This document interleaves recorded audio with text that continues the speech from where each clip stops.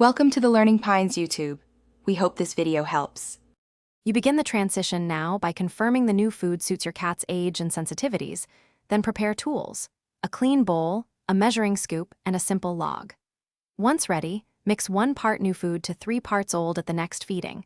This reduces digestive shock and introduces flavor gradually. Make sure to note the time and portion size. If your cat sniffs and eats, continue the same ratio for 48 hours while watching appetite and energy. Once the 25% mix shows no digestive upset, move to a half-and-half ratio for the next 2 to 3 days. This step deepens exposure without overwhelming the gut. You should observe stool consistency, appetite, and water intake, and record any deviations twice daily so you can spot patterns.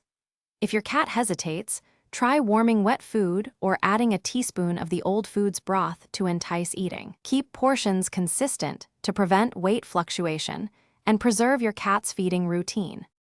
You finish the transition by moving to 100% new food after about 1 week to 10 days, provided stool and behavior remain normal.